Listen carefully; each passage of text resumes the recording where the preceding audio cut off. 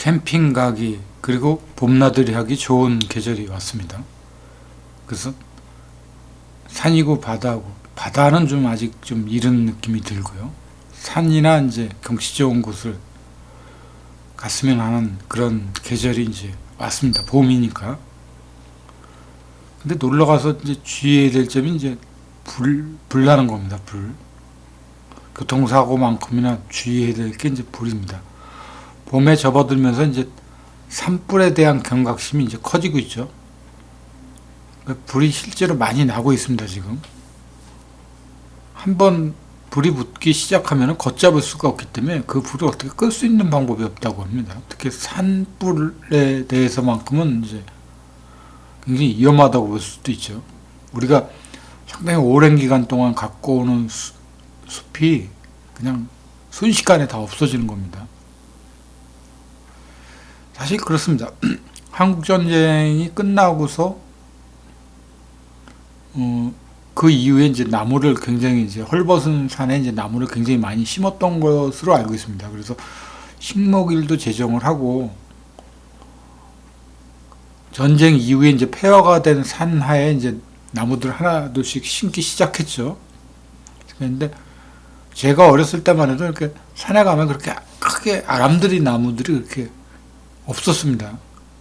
한 10년생, 20년생 나무들이 제법 있으면 이제 눈에 띄는 정도가 대단한 나무들이었고, 그렇게 이제 고목이나 큰 나무들을 보기가 힘들었었습니다. 그리고 이제 제 세월만큼이나 이제 세월이 또 지난 거죠. 지나고서 이제 산에 가보면은 거의 이제 어른들이 둘러서 이렇게 아람들이 나무들이 이제 제법 있죠. 그게 이제 전쟁 이후에 폐허가 된 산에다가 이제 나무를 심으면서 그만큼 자란 겁니다. 그러니까 숲을 가꾸는데 최소한 30년은 걸리지 않나 이런 생각을 가져보게 됩니다. 30년 동안 이제 가꾸는 거죠. 헐벗은 산을. 굉장히 무모한 거죠. 어떻게 보면 산 전체를 묘목을 조금씩 심어가지고 그걸 이제 나무를 키우는 건데, 그게 거의 30년이라는 세월 정도는 지나야 그 성과를 거둘 수 있다고 합니다. 근데 불은 순식간에 30년이 걸려서 숲을 이룬 거를 순식간에 그냥 다 잿더미로 만들어 버릴 수 있는 게 산불입니다. 안타깝기도 할 뿐더러 참 어처구니가 없는 상황이 돼버리는 게 이제 산불이죠.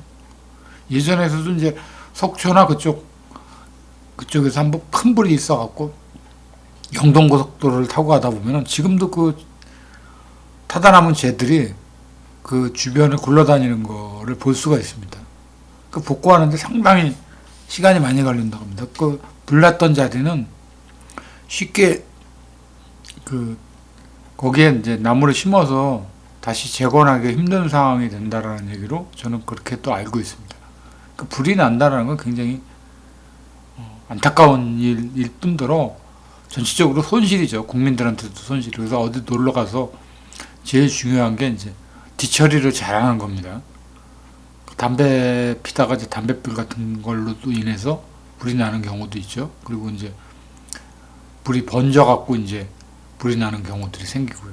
여기도 이제 제가 진입하는 그 자주 오는 그 길인데, 여기 오는 길이 막혀서 이렇게 가나보다 하고 이제 이렇게 하고 있는데, 여기 뭐 조그만 불이 났었던 모양입니다. 그래서 소방차들이 그냥 줄지어 이렇게 몇 대가 와 있죠.